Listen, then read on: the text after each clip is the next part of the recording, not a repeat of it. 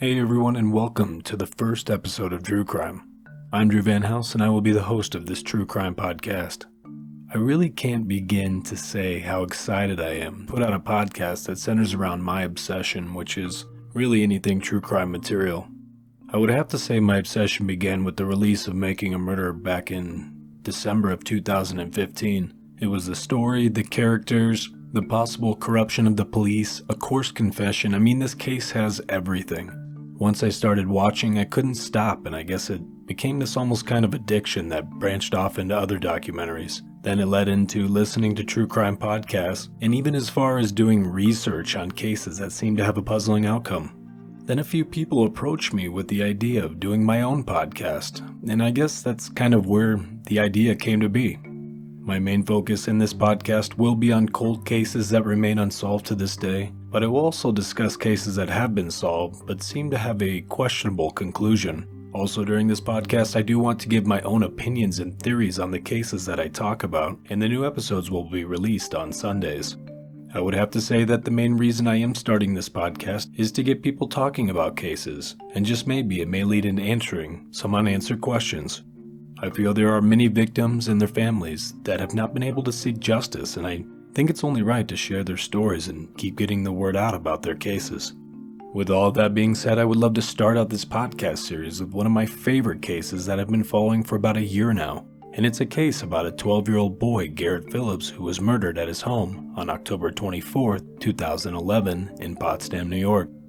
After I had watched the documentary that aired on HBO called Who Killed Garrett Phillips, I then became extremely interested in this case and had to know more. This case involves the murder of a young boy, a love triangle involving two ex-boyfriends of Garrett's mother, Tandy Cyrus. Messy police work done by the town of Potsdam. Race becomes an issue in this case, and there's even prosecutorial misconduct by one of the prosecutors involved in this case. A man by the name of Nick Hillary would have his reputation and image destroyed by becoming a suspect in a boy's murder, while another person of interest, John Jones, would then roam free without very much question. But ultimately, Garrett and his family would never receive the justice they deserved. This case has literally pulled me in every direction, usually just to lead me up to another dead end. I continue my research on this case, and I've now reached the conclusion that there is much more to this story than most people may know, and still to this day, a killer has not been found for the murder of Garrett Phillips. So please join me as I try to make sense of all the overwhelming evidence and confusion that surrounds this case, and hopefully by exploring new options, it may help lead to new outcomes. This is True Crime, Episode 1, Garrett Phillips.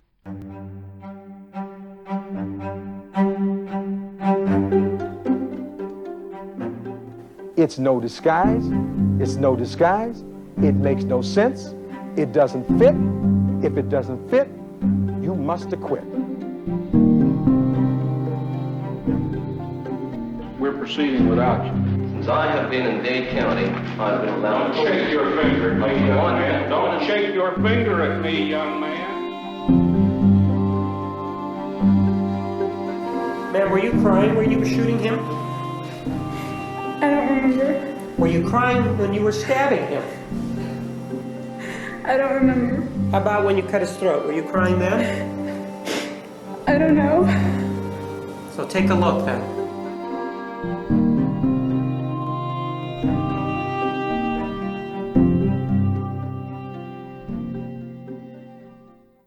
Now, before I do get into this case, I do want to remind everyone that the research that I've done has helped me base my own opinions and theories of what may have happened during this murder. I'm in no way of accusing anyone of any wrongdoing, just simply putting evidence into a possible theory that may have a plausible outcome.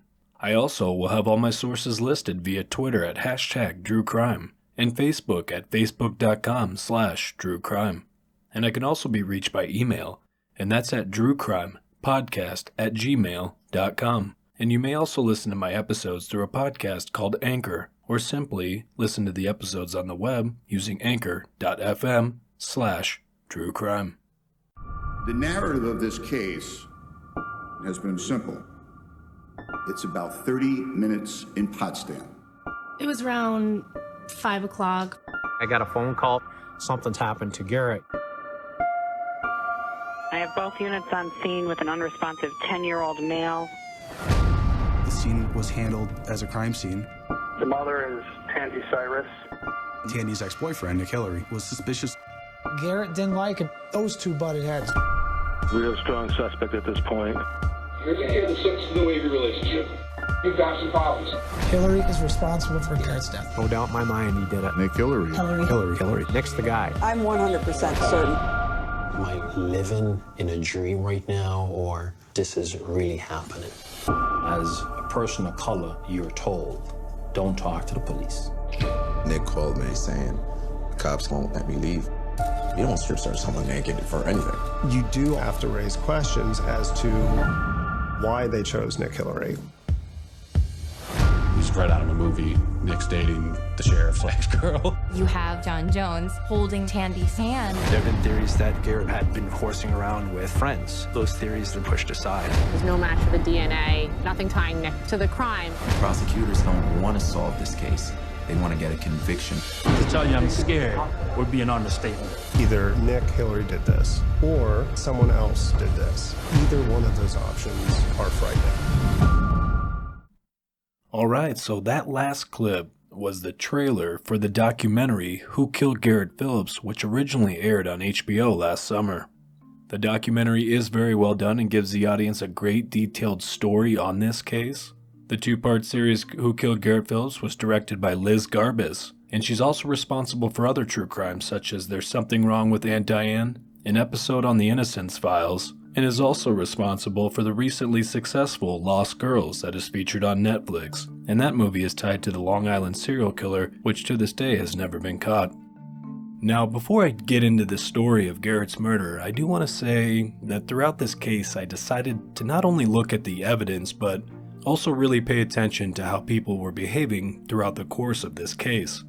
I know that everyone deals with tragedy in their own way, but some of the behaviors from the victim's family has really led me to believe that some people may know more than they're leading on. To this day, Garrett's family isn't even looking for a killer in his murder, and I just find it very strange that they just gave up on finding justice for Garrett. So I'm going to go ahead and start with the story of the day of Garrett's murder. Then I'm going to backtrack and tell you how this all started and how it led up to the day of Garrett's murder. And then I'll finish the episode with new information I found and then give you my final theory of what I think may have happened to Garrett Phillips. So beginning our story, we start out around 4:30 p.m. on a cold, rainy afternoon on October 24, 2011 in Potsdam, New York. 12-year-old boy Garrett Phillips is hanging out with friends and classmates playing a pickup basketball game after school. This is when Garrett's mother, Tandy Cyrus, calls Garrett and tells him to get home to start on his homework. Garrett then proceeds to skateboard home from the Potsdam Middle School. He's then seen passing by one of the security cameras outside of Potsdam High School, which was right next door to the middle school Garrett was playing basketball at. Garrett then leaves the high school property and then proceeds down Cottage Street, where then the Potsdam Hospital security cameras now record Garrett skateboarding by. And this is actually the last time we see Garrett Phillips alive. Garrett did not have far to go that day, and I think the estimated time of travel for Garrett that day was right around 6 minutes before he would arrive home after he left school property. Garrett came home to his apartment right at about 5 p.m. on the day of the murder. Garrett's apartment building was located at 100 Market Street and was only a few blocks away from where he had just left school. Garrett lived in an old brick apartment building and lived there with his mother, Tandy Cyrus, and his younger half-brother, Aaron Collins, at which both were not home at this time. A few minutes later after Garrett arrived home is when the neighbors heard a loud crash and heard a child say what they heard like no or help. At this time, Marissa Vogel and her fiancé, Sean Hall, were in the process of eating dinner and also were just so happening to be watching the popular crime show Dexter.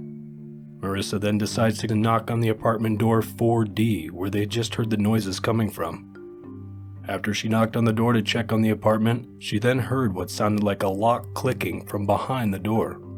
After being completely freaked out and now concerned, she went back to her apartment and fiancé. They said they waited a few minutes after what they had heard, and then decided to call the police at 5:07 p.m.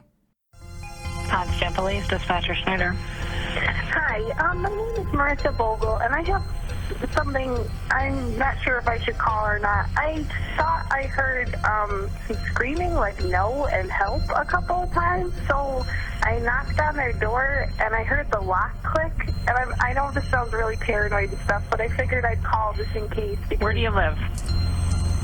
Sorry, 100 Market Street, North Country Manor Apartments. It sounded like something fell, and then it was either no or help, so it was a little weird. Okay, I'll have somebody check on it. Alright, that was the actual call that was made by Marissa Vogel to the Potsdam police that afternoon. Dispatch then sent out a call and Officer Mark Wentworth responded to the scene at Garrett's apartment right at about 5:17. Standing at the door, Wentworth says he hears nothing at first, so he knocks and calls out for the tenant, but no response. So then a few minutes later, dispatch calls the landlord Rick Dumas for access to the apartment. In the meantime, at about 5:24, while Wentworth waits on the landlord for access, he then knocks again, and this time he thinks he hears movement inside the apartment, so he said he crouched down to look under the door where there was a space but sees nothing inside. Then at about 5:34 p.m., Rick Dumas, the landlord, arrived with the key to gain access into Garrett's apartment. Officer Wentworth and Dumas entered the apartment to find it in good condition with no sign of struggle. Garrett's ripstick and shoes were put away nicely by the door, and a ripstick is a skateboard-snowboard hybrid, and it's what Garrett used to skate home that day. Then after entering the apartment, the two men then proceeded to the main bedroom where they then found 12-year-old Garrett Phillips lying on his back with his feet together. His arms were down by his side and he had visible rug burns on his knees. Garrett was unconscious, barely breathing, and had no pulse. Officer Wentworth then proceeded to do CPR on Garrett. With little success, he then called for backup a few minutes later as Rick Dumas took over and assisting to revive Garrett. Soon the ambulance and EMTs arrived at the scene and took over the duties of trying to save Garrett Phillips' life. Then at around 5:45 p.m., the ambulance had rushed Garrett over to the Potsdam Hospital, which was only a block and a half away from Garrett's residence, and again was the last place we saw Garrett alive on his way home from school. According to the landlord Rick Dumas, at around the same time the ambulance was escorting Garrett to the hospital, he was then able to find Tandy, Garrett's mother, at her younger son Aaron's basketball practice, and Dumas alerted her that something had happened to Garrett and to get to the hospital.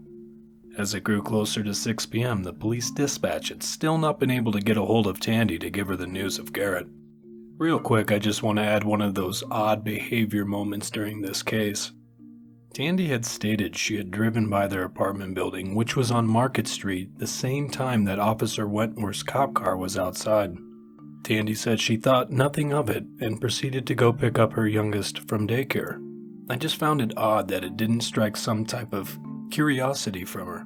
I understand people's levels of curiosity are all different, but being that she spoke with Garrett 45 minutes before she drove by their apartment, you would at least think she would have maybe stopped to check on him. So that evening of Garrett's murder at approximately 6:08 p.m., Garrett's mother surfaces and had called one of her ex-boyfriends and Sheriff Deputy John Jones and told him to meet her at the hospital and that something had happened to Garrett. After Tandy arrived at the hospital, the doctor informed her that Garrett was already in full cardiac arrest. Tandy then entered Garrett's hospital room accompanied by family members who consisted of her ex-brother-in-law Brian Phillips and Garrett's grandmother Patricia Phillips. They sat by Garrett's bedside watching him lie there helpless as a machine continued to try and help Garrett breathe. Then as everyone in the room was praying for some type of recovery, at 7:18 p.m., Garrett Phillips coded and passed away. Later on, it was concluded in the autopsy report that Garrett Phillips had died of strangulation and suffocation, but there would be no official report until the following day after the murder. The death of this 12-year-old boy had already sparked conversation in the community, and rumors started to flow in Potsdam as to what happened to Garrett Phillips at his home on 100 Market Street. Garrett Phillips was said by family and friends to be a funny, athletic, and kind 12-year-old boy. He really enjoyed playing sports and was almost always doing something active. It was also said that he liked to play pranks on his brother as well. But yet the family couldn't think of anyone who might want to hurt Garrett that day, or did they have someone particular in mind?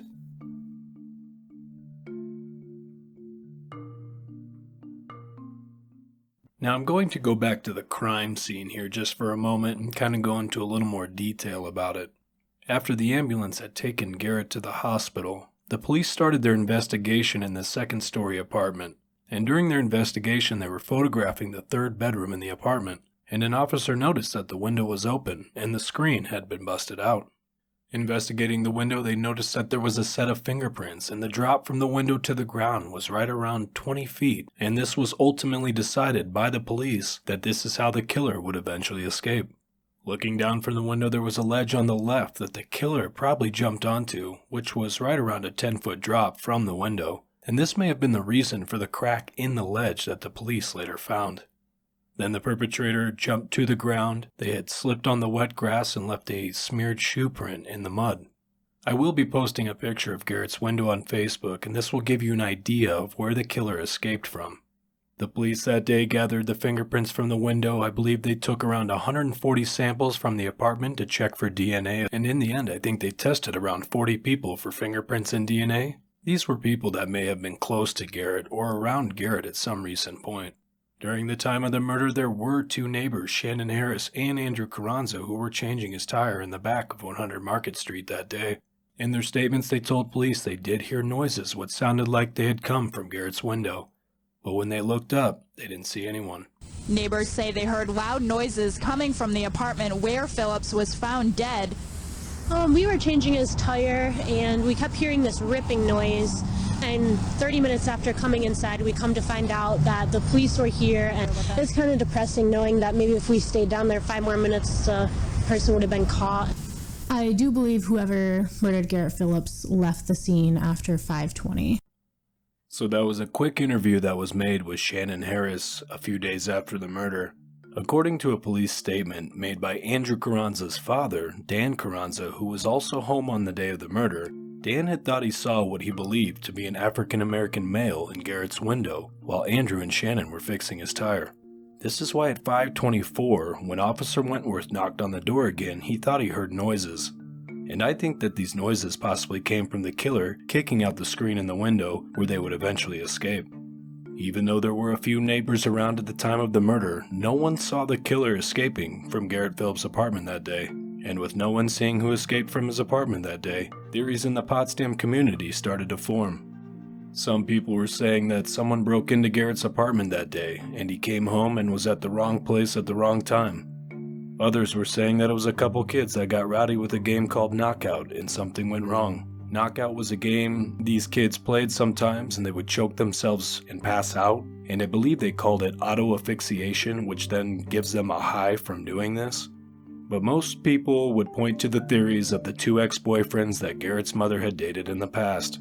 One we already know as John Jones, and the other ex-boyfriend went by the name of Nick Oral Hillary, but really only one of them would ultimately end up being investigated, indicted twice, and later brought to trial in this case. Now going back to the trailer here for just a second, you heard the name Hillary mentioned on numerous occasions, and he truly is the only one that was ever considered a suspect in this case.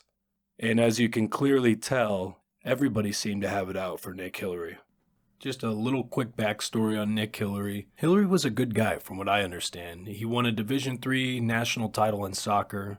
He was in the Army before he was honorably discharged. He then went and taught math, and then eventually Hillary became the head coach for men's soccer at Clarkson University, which is located at the southern tip of the town of Potsdam. Nick also has 5 children of his own with an ex-girlfriend, Stacia Lee.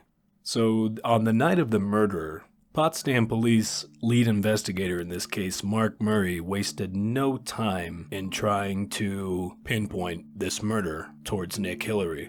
So the next morning, the DA's office, lead investigator Dan Maynor, called Mark Murray and wanted to kind of discuss the case and what had happened and if there was any suspects. And I do apologize, but this phone call is a little bit long, but it really does give you a general idea of how they only really wanted to try and go after one person, Nick Hillary.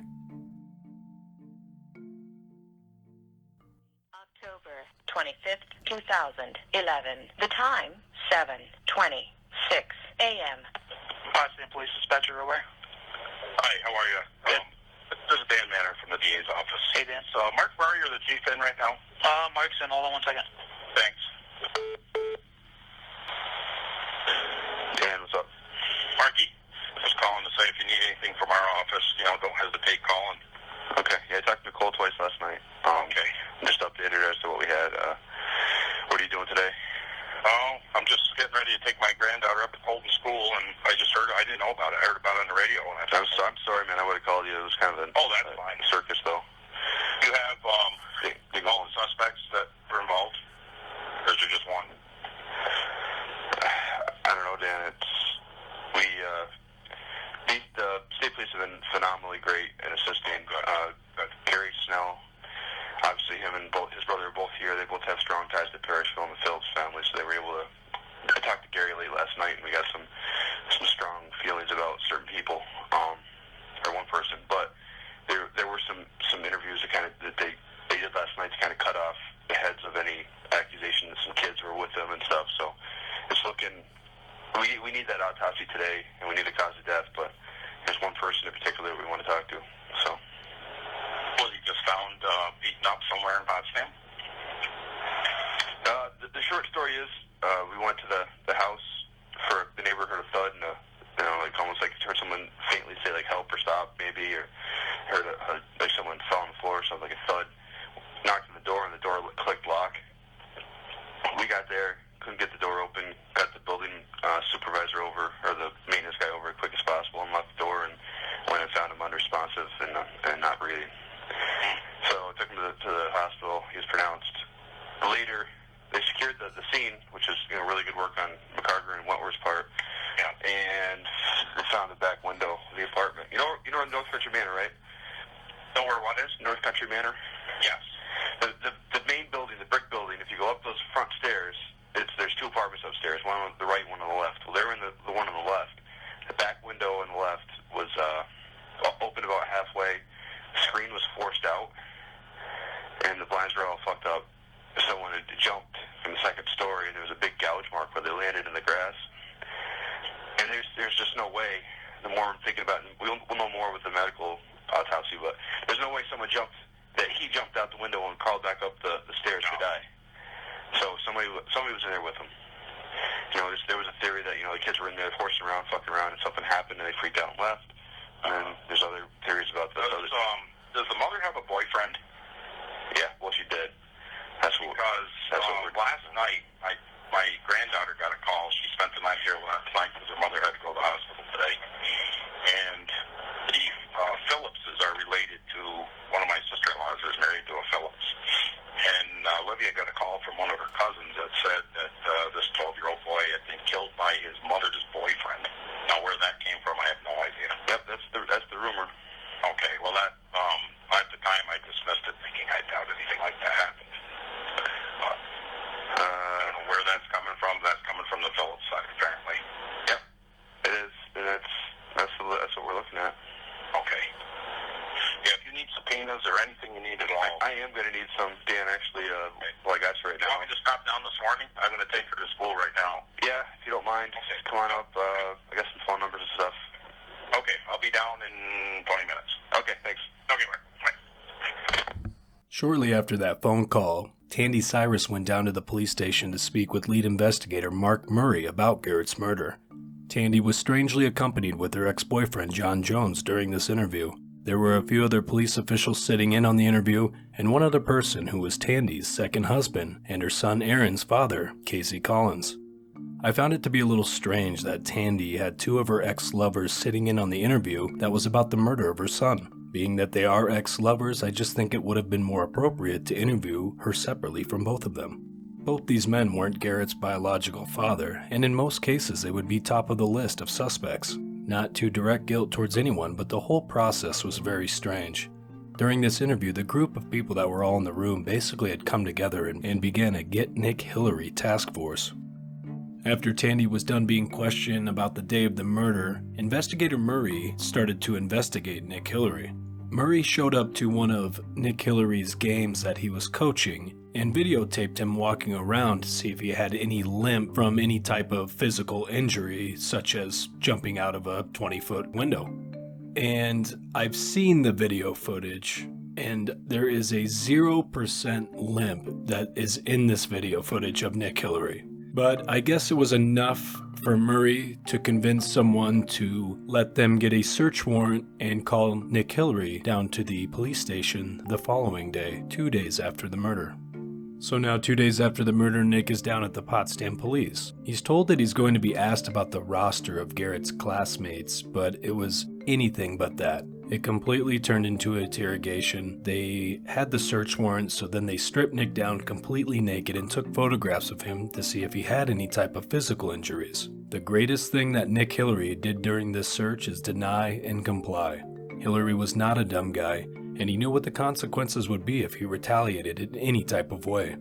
Nick Hillary was completely targeted from the get-go. He had become a suspect in Garrett's murder mainly because he was the ex-boyfriend of Garrett's mother at the time, but he was also being targeted for being black in the town of Potsdam, which at the time was 95% white. Also, Sheriff Deputy John Jones had dated Tandy before Nick, and Jones wasn't happy about their relationship one bit. Enough to the point that Jones supposedly sent Nick threatening text messages, showed up to Nick's home to confront him about Nick and Tandy's relationship, and someone even keyed Nick's car, and he believes it to have been Jones.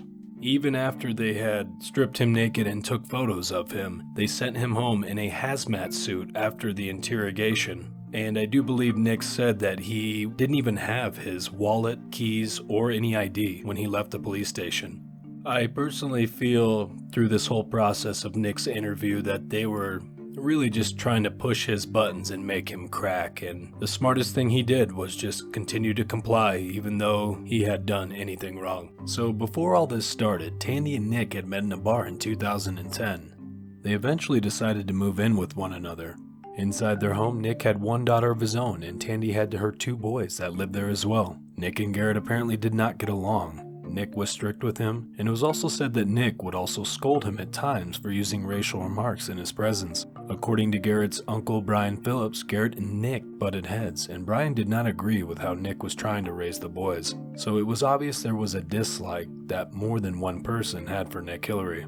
The supposed toxic relationship between Garrett and Nick started to take wear on Tandy. After she had enough and saw that Garrett was no longer happy, the couple mutually decided that it was better if Tandy and the boys moved out and got their own place, and this is how Garrett's family ended up at 100 Market Street. Nick was also the one that helped them move into their new place, and at one point he did have a key, but Tandy even stated Nick gave it back before the murder. Police even searched everything of Nick's after the murder and found nothing that would give Nick access to Garrett's apartment. Even though Tandy and the boys had moved out, Nick and Tandy were still civil at this point. So we now know that Nick and Tandy's dating relationship was no more. We also know that Nick has been the only one that has been considered a suspect in Garrett's murder. The Potsdam police now had Hillary's DNA and fingerprints, but I think a surprise to many, it came back with no match to the crime scene. I think right away this is great news for Hillary, and this would for sure exclude him from being a suspect. Well, I was wrong, and this is why. The police had obtained footage from the high school on the day of the murder, and Nick Hillary's car was seen parked in the high school parking lot, the same time that Garrett ripped sticks by on his way home. On the high school security cameras, you then see Nick leaving the parking lot and take a left, only seconds after, and the same way that Garrett Phillips went home. Nick's alibi that day was that he had driven by his assistant coach's house, Ian Fairley, to see if he was home. Ian Fairley actually only lived a few blocks away from Garrett's apartment at the time of the murder. Then Nick said he decided to drive home to talk to his daughter Shauna about what they would be having for dinner that evening. And Nick said he was home between 4:55 p.m. and 5:15 p.m. He then left his house again and arrived back to Ian Fairley's house at 5:21 p.m., only for a few moments. Then the two said they both left Ian Fairley's residence and went to the office, then later coached soccer practice at 6 p.m. that night. Nick's daughter Shauna and Ian Fairley were the two alibis Nick Hillary had on the day of the murder. Now, the DA's office and Potsdam police have who they think is Hillary on camera going the same direction as Garrett Phillips leaving the high school property that afternoon. Only problem is that in the security footage, the police couldn't make out who was driving or what the license plate number was on the back of the vehicle. Therefore, the police didn't have definitive proof that it was Hillary driving that vehicle. Being that there was no proof of Hillary being at the crime scene and no proof of Nick being in the vehicle that day, the police had nothing and Garrett's case would go cold. Well, it's been nearly 2 years since 12-year-old Garrett Phillips was killed in Potsdam. Well, no arrests have been made yet. The family holds on to hope that one day the person responsible will be brought to justice. One time I think he loved everybody, he'd do anything for anybody. He's a great kid. All I would really ask the people is to still keep putting little clips in the paper, keeping the pressure on so that it's just not, left on somebody's desk. So that was a news clip with Garrett's mother, Tandy Cyrus, and his uncle, Brian Phillips. At this point in time, we're now around 2.5 years after Garrett's murder, and still there has been no killer found. And there was a new election for the district attorney position in St. Lawrence County for the town of Potsdam. Nicole Drue was the district attorney at the beginning of this case, and up to this point, Drue felt there wasn't enough evidence to try and indict Hillary on murder charges. Unfortunately for Hillary, Drue was beat out for district attorney position by a woman named Mary Rain. Rain pretty much won the district attorney election by promising the public that she would find Garrett's killer in this case. But she turns out to be pretty crooked, even with some misprosecutorial conduct, and Rain would even later be disbarred for 2 years for her unethical action in other cases. North Country tonight, where former St. Lawrence County DA Mary Rain has been barred from practicing law for the next 2 years. The former district attorney is well known for her prosecution of the 2014 kidnappers of 2 young Amish girls, and more recently the murder trial of Oral Nick Hillary. So in the meantime, after 2.5 years of being considered a murder suspect, Hillary had decided that he had had enough and filed a civil lawsuit against the town of Potsdam for reasons of character defamation, discrimination, and there were other reasons, but they were later thrown out by the judge. During the process of this lawsuit that was filed by Hillary, Nick was then deposed on January 20th of 2014 by the town of Potsdam's defense lawyer.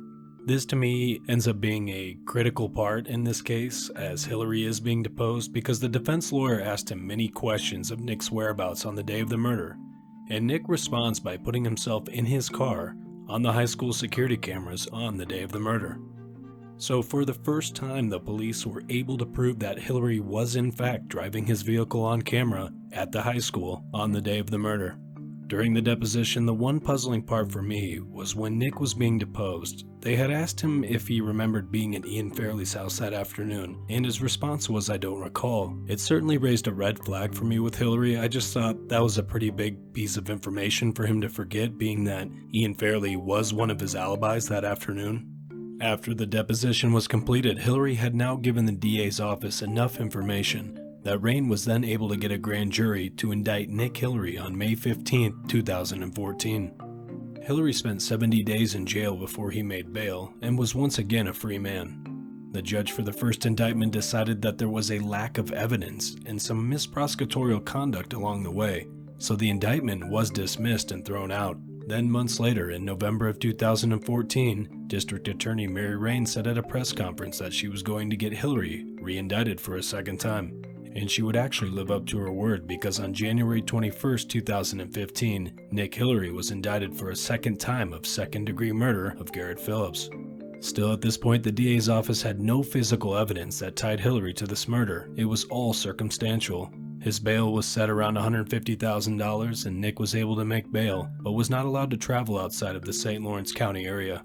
Hillary was then given a great defense team that was funded by Sarah Johnson, who was responsible in helping make films such as The Green Inferno and Birdman. The mother of 12-year-old Potsdam murder victim Garrett Phillips calls another postponement of his accused killer's trial frustrating. The February 16th murder trial of Oral Nick Hillary has been postponed indefinitely, the third time this has happened. Phillips was found dead in his mother's apartment in October of 2011.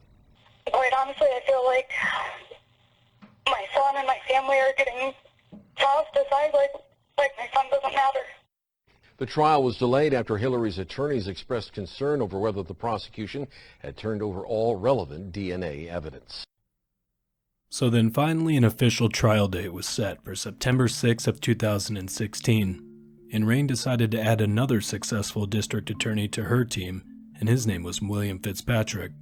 Fitzpatrick was a successful district attorney in the state of New York. He came to help with this trial and was also very fixated on putting Hillary behind bars. Once again, there was no physical evidence to connect Hillary to the crime. I'm personally not a huge fan of Fitzpatrick, and if you watch the documentary Who Killed Garrett Phillips, you'll certainly see why. The man should have received a daytime Emmy for his closing arguments. All he had was a story he created around circumstantial evidence. But just to make this trial a little bit more interesting, Hillary and his defense team then decided that he was going to motion for a bench trial. A bench trial is where the jury is taken out of the courtroom and the final decision is to be made only by the judge. I thought this was definitely a smart move on Hillary's part, knowing that he may not get a fair trial, being that Potsdam is a small town, predominantly white, and his name had already been ruined in the public eye. Judge Katina was now the one person who would be able to decide Hillary's fate. So as the trial goes on, the defense finds out that there was a possible eyewitness that day of the murder that the prosecution did not disclose to the defense. The possible eyewitness was a man named Gregory Brown, who said he was walking down the street just outside Garrett Phillips' apartment about 10 to 15 minutes before Garrett would arrive home. Brown also states that he saw ex-boyfriend and Sheriff Deputy John Jones walking into Garrett's residence 10 to 15 minutes before the murder would take place. Gregory Brown at the time of the trial was a convicted rapist and a felon, so unfortunately was not really considered a credible witness to the prosecution. After the defense had talked with Brown, they decided that they weren't going to call him into the courtroom as a witness, but the defense did mention that there was some evidence that they turned over to the police that may help with this case. So I'm definitely going to revisit Gregory Brown here in a little bit because I do think he plays a big part in one of my own personal theories. Also, while conducting my research, I found this court document that is called an order to show cause, and basically what this is, it's the defense asking the prosecution to hand over any type of withheld evidence. From what I got out of this document is the defense had asked the prosecution to give them surveillance from the hospital cameras from the hours of 3 to 6 o'clock on the day of the murder, and the prosecution would only give them 1 minute of footage. Additional photos weren't being disclosed of the crime scenes. There was 842 lead sheets and only 22 of them had been disclosed to the defense. Seeing this document made me think Hillary was even more innocent than before, and to me this also shows that there is possible evidence that had either been thrown out or covered up and never disclosed. The trial then lasted for about 2 weeks after Fitzpatrick and Rain had tried everything they could to convict Hillary of Garrett's murder. And then on September 28, 2016 at 10 a.m., Judge Felix Katina had come to a decision. Please be seated, ladies and gentlemen. Good morning and welcome back to St. Lawrence County Court. This is a continuation of the people of the state of New York against Oral Nicholas Hillary, indictment number 2015-015. The matter was scheduled this morning for the court to deliver its verdict. Mr. Hillary, if you'll please rise. Defendant was indicted on January 19, 2015 for the October 24, 2011 murder of Garrett Phillips. A trial was had before this court sitting without a jury over the course of 3 weeks. The case against the defendant is entirely based upon circumstantial evidence. Because of this, the court must review the evidence in this case under a rigorous standard. Accordingly, it is the judgment of this court that as to the charge of murder in the second degree as charged in the indictment, the defendant, Oral Nicholas Hillary, is found not guilty. There having been an acquittal, the court shall enter an order pursuant to section 16050 of the Criminal Procedure Law. Bail is exonerated and the defendant is released. Ladies and gentlemen, this court is adjourned. Thank you.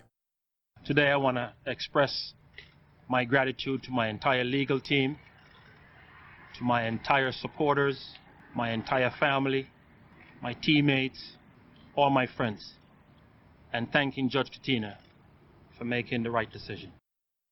So now, with Hillary being acquitted of second-degree murder of Garrett Phillips, that must mean that our killer was still out there. And there was only one other guy that people really talked about and looked at as a person of interest in this case, and it was Sheriff Deputy and Tandy's other ex-boyfriend, John Jones.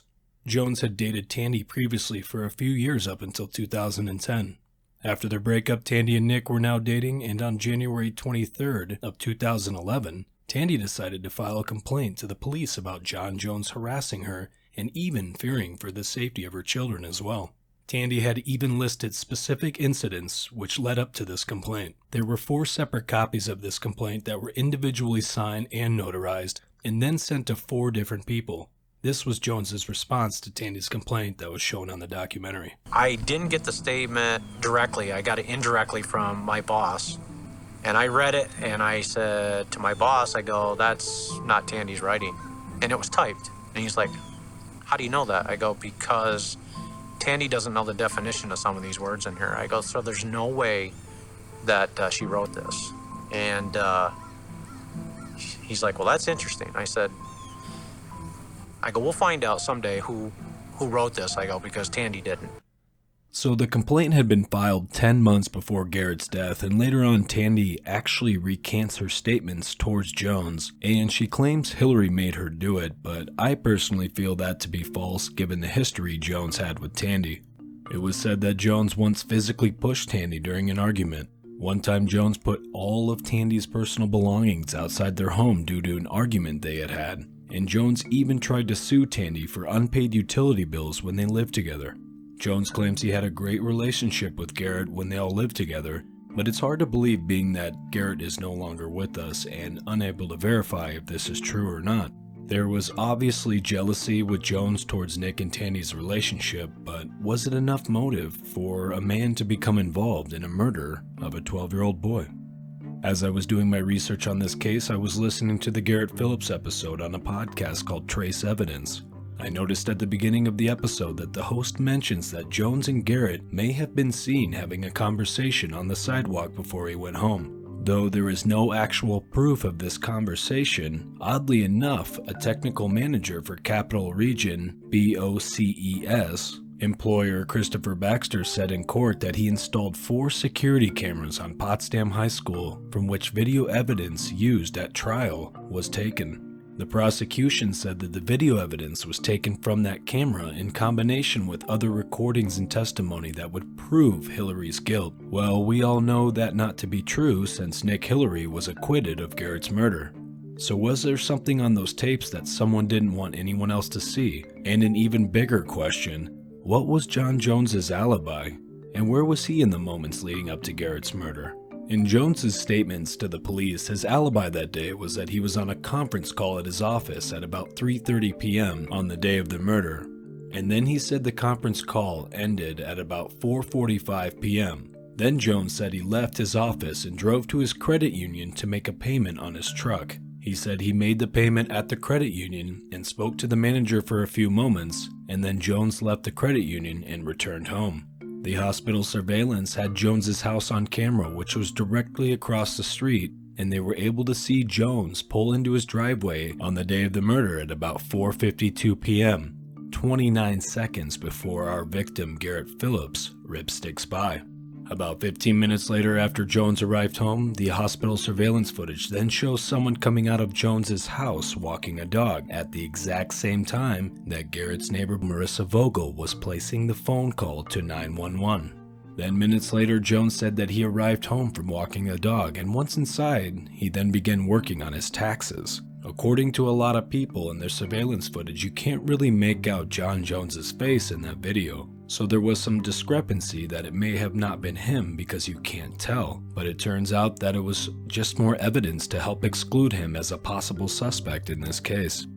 From what I understand, there were people that witnessed Jones at these places, at these times, so up until this point, his alibi does check out. The police did say they collected fingerprints and DNA from Jones, but nothing came back with a match from the crime scene. Also, the Potsdam police had decided to take photos of Jones's legs, feet, hands, and arms to show that there were no injuries to his body. What's strange about these photos that the Potsdam police took of Jones is that they didn't include Jones's face in any of them. They literally stripped Nick Hillary completely naked and took pictures of him, including his face, in numerous photos. Nobody asked for the photos that were taken of Jones, and I think this was another way for the Potsdam police to help try and exclude Jones from becoming a possible suspect. Since Hillary had been acquitted of Garrett's murder, and Jones wasn't even being considered a suspect by police, there seemed to be no other suspects, and Garrett's murder would remain unsolved. So as I continued to try and find more information on this case, I had basically decided that there wasn't much more I could find to help me conclude who may have killed Garrett Phillips. Being that I do have a stubborn mind and now a very strong curiosity towards this case, I continued on and did stumble across an article that did spark some new interest for me. The article contains new detail about witnesses that may have more information about Garrett's death. So the article I found is called New Leads Surface in Phillips' Murder, and it was published on March 8, 2019, and it was written by W.T. Eckert on the NNY 360 website that is powered by the Watertown Daily Times and Northern New York newspapers. So I'm going to summarize the article for you, and it'll also be located in my sources as well. Basically, this article talks about some inconsistent statements that were made by Garrett's next-door neighbors at 100 Half Market Street about their whereabouts on the day of Garrett's murder. The Murphys were the family that lived at 100 Half Market Street, and in the Murphys' statements to the police, during the time of the murder, Lori, the mother, was at work. Sean, her eldest son, was also at work. His younger brother Brandon said he was at home until around 4 p.m. And their dad, James Murphy, said he took Brandon to a neighboring town, Norfolk, to help a friend cut wood around 3:30. Also, supposedly there was a cousin of the Murphys that was also at 100 Half Market Street that day. His name was Amos Singleton, he was 15 at the time, and according to the article, Amos fit the physical description of Nick Hillary. Also providing statements that day was Brandon's girlfriend at the time, Devin Wilmart, and she said Brandon met her at Potsdam High School at 3:30. Then Devin said her mother, Laurel, picked them up from school and Brandon was at their house until 11 p.m. that night. So it's fair to say that Brandon couldn't have been in 3 places at once. But now it's believed that later on, Devin recanted her statements from that day. There's been many attempts to contact Devin, but all were unsuccessful. So that leaves James as Brandon's only alibi now. But there's parts of James' statements that raised a red flag for me. James couldn't recall if it was dark or if police were present when they arrived back at Brandon's residence on the day of the murder. The fact that the Murphys didn't report seeing any police activity at 100 Market Street on the night of Garrett's death was surprising and unusual, especially due to the large police presence from multiple agencies surrounding the area. After reading this article and applying the clues that I've put together, my personal opinion is Brandon never left 100 Half Market Street that day. After reading this article, I then Google searched the different family members of the Murphys and found information on only Brandon and his dad James. James had sadly passed away in 2013 due to complications to his body from a car accident in the late 90s, but Brandon's search ended up being another story. I found an article on North Country's website. They covered a lot of the Garrett Phillips case, and this article about Brandon is dated from September 28th of 2013, and just 11 days after his father's passing, and it looks like Brandon had a little bit of a run-in with the law. So almost 2 years after Garrett's death, Brandon was now 19, and he was charged with misdemeanor sex abuse for sexual contact with a person under the age of 14, according to state police. Brandon was also charged that day with tampering with evidence, a felony, pot possession, and selling pot, also a felony. So it looks like Brandon had got himself into quite some trouble, and then you add that with some inconsistent statements that were given to the police days after Garrett's murder, and it starts to raise a little cause for concern. Officer Wentworth was the one who responded to Garrett's 911 call, and he was at Garrett's apartment by around 5:15 that early evening. Since James Murphy doesn't remember if it was day or night, and doesn't remember any police activity when they arrived home, then I think that possibly puts them back at Brandon's residence next door to Garrett's apartment, if they had even left, before 5:15 that day. So as I sat here and tried to process all the new information I found, I was able to find out that Market Street that Garrett lived right off of at the time is a pretty main street in town. And Market Street goes right down the middle of Potsdam. And it being 5 o'clock on a weekday, you would have to think to oneself that it was most likely rush hour traffic at this time, and someone would have had to seen our killer running down the street. But what if our killer didn't have to run far after they made that jump from Garrett's window? Also, I do have to point out that during this time of the murder, it was October. School was in session, which adds about another 8,000 people to Potsdam's area due to the number of colleges that surround the town. I found an audio clip on one of the North Country Public Radio's website pages, and it shows you what Market Street outside of Garrett's apartment building is like around 5 p.m. during the week. And this webpage also provides a timeline and map following the events during and after Garrett's murder. O'clock around the time the murder took place. Rush hour here on Market Street, on Potsdam's busiest street. The police's theory is that someone entered Garrett's apartment, strangled him, and then escaped by jumping out the second-story window that's right here tucked around the back corner of the building. Now I look around and I can see 1, 2, 3 houses and then a big apartment building, another apartment building with dozens of windows. There are tons of people who could have seen someone fleeing the murder scene, and yet police found no eyewitnesses who did. Also, from the same North Country Public Radio webpage, I noticed that the Potsdam police had basically slowed down traffic on Market Street one day to pass out flyers to see if anyone had any information or saw anything that could help in their investigation in finding Garrett's killer. There were about 6 neighbors that lived around Garrett that may have saw something that day, but strangely enough, only 3 out of the 6 neighbors were ever spoken to. Also, I found that there was a few instances where people called the Potsdam police because they had some information that may have helped in Garrett's case, but it always seemed that the police never followed up with any of these possible leads. So at this point, I had decided that I had found all the information I could, and I was going to go ahead and watch the documentary one more time to see if I had missed anything that may be of any type of importance. And there was something that really caught my eye in the second part of the series, and it was the segment about the possible eyewitness Gregory Brown that I spoke of earlier in this episode. Hillary's defense had taken some notes from the interview with Brown during Hillary's trial, and in the documentary they posted some of those notes in the background of a scene. So I paused the documentary, and at the moment the notes were in the background of the screen, and as I was reading them, I noticed that Gregory Brown said that he had witnessed John Jones walking into a Brown home on Market Street about 10 to 15 minutes before Garrett would arrive home. Well, I had been under the impression that Gregory Brown had seen John Jones walk into Garrett's apartment building. Well, Garrett's apartment on the outside is made of brick, so I decided to Google map 100 Market Street where Garrett's apartment was, clicked on the street view, and as I clicked to look at Garrett's residence straight on, I noticed next door to the left of Garrett's building is a brown house with the address of 100.5 Market Street, the same address from the witnesses in the article with the inconsistent statements. Being that Brown is a convicted felon, he was never considered to be very creditable by some, but then I started to wonder myself, why didn't the defense use Brown as a witness? So after thinking about it, I have in my own opinion, I think the defense didn't use what Gregory Brown had said he saw, because it states that Jones went into a Brown house, which would then eliminate the possibility of Jones ever being in Garrett's apartment that day. Hillary's defense team wasn't there to try and convict someone else of Garrett's murder. They were there to prove Nick Hillary's innocence. So I feel that helping eliminate Jones from the murder scene would then leave the only other possible suspect, which was Hillary, and in return, I think Brown's testimony may have worked against the defense in the judge's final ruling.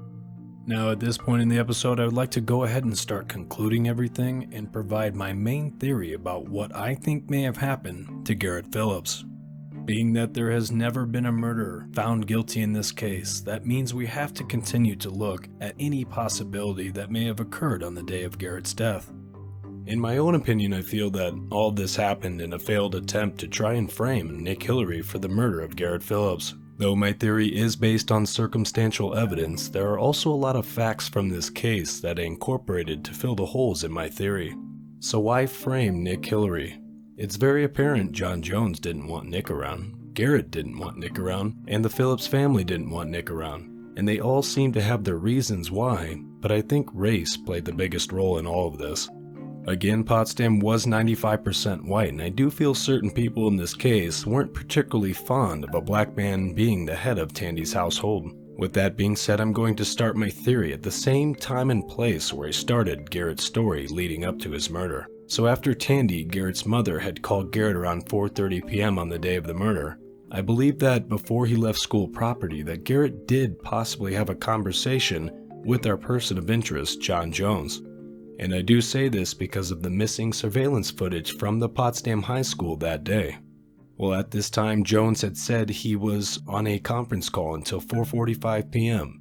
Then he left to make a payment on his truck at the Adirondack Credit Union, where he would speak to the manager for a few moments and then leave to return home right around 4:52 p.m. That leaves Jones 7 minutes to drive from 22 Depot Street, where Jones worked at the time, to the credit union in rush hour traffic, passing through 4 stoplights on the way and having a small conversation with the bank manager. Also, I was able to speak with an actual Potsdam resident about the rush hour traffic during the week, and this is what she had to say. Hello, sorry it took so long to reply. I'm bad with time and distance, so I didn't want to tell you the wrong answer. I would say that the traffic is pretty bad during rush hour. It could take anywhere near 15 to 30 minutes just across town. There are quite a few red lights, and I hope this helps. After finding out this information, I'm able to say that his 7 to 10 minute commute from work to the bank and then home that day wasn't impossible, but certainly a little tight on time if you ask me. I think our person of interest may have left after speaking with Garrett and proceeded to the Murphys' residence, and this is when our possible eyewitness Gregory Brown says he sees Jones entering 100 Half Market Street. Inside the house, I personally feel that access was given to Brandon and Amos to let themselves into Garrett's apartment before Garrett would arrive home. I say this because our person of interest had a key to Garrett's apartment during the time of the murder that he later handed over to the Potsdam police during this investigation. Also, Jones was supposedly seen making a copy of a key in September, around 1 month before Garrett would be murdered. Jones was actually asked on the stand about a duplicate key during Hillary's trial, and he responded that he may have done so, but does not remember. So I feel that either both Amos Singleton and Brandon Murphy were in Garrett's apartment at the same time, or Amos was in there alone, because he in fact fit the physical description of Nick Hillary, and Amos was a minor at the time and wouldn't be in the system for fingerprints or DNA. Thus is where I think the framing comes into play. Also, I do have to say that Hillary was invited out for drinks by Tandy and then back to her apartment on 100 Market Street exactly 1 month before Garrett was murdered. So this is why earlier in the episode, I said that it came back to probably being a pretty big surprise to most that none of Hillary's DNA was ever found in Garrett's apartment. So at this point, we would have someone who fits Nick's physical description, access to Garrett's apartment, and a strong possibility of Hillary's DNA in the same bedroom where Garrett's body was found. So had either someone saw a black man escaping from Garrett's window, or Hillary's DNA was found in their apartment, combined with all the circumstantial evidence the prosecution had, Hillary would be behind bars as we speak. I think the whole plan to frame Hillary for the murder of Garrett backfired. And with no physical evidence or witnesses that day, they had nothing, and the prosecution tried everything they could to make Hillary seem like the killer. So, in concluding my theory on this case, I do feel that our person of interest somehow played a big role in the events leading up to Garrett's murder, and I do think Brandon Murphy and Amos Singleton are the missing links that connect everything in this case. The only problem with this case is that it doesn't seem that the DA's office, the Potsdam police, or even Garrett's family want to find the real truth of what happened to Garrett. So again, the main reason why I started this podcast was to get people's stories out there that need to be heard. And I hope this becomes a way for people to hear Garrett's story. And by hearing his story, again, it may lead into answering some unanswered questions. Again, being that there was so much evidence in this case, I hope I was able to give you a great idea of how this murder case has played out to this point. And please do feel free to comment on the episode and let me know what you thought of it. Again, I can be reached through Facebook at facebook.com/DrueCrime or at Twitter at #DrueCrime. And I can also be reached by email at drewcrimepodcast@gmail.com. And I do plan on releasing my next episode, and I will be giving you my own take on the unsolved murder of John Benet Ramsey. So thank you again, everyone, for tuning into my podcast. Please do join me for my next episode. And also a friendly reminder, love everyone, but trust no one. Until next time, I'm your host, Drew Van House, and this is True Crime.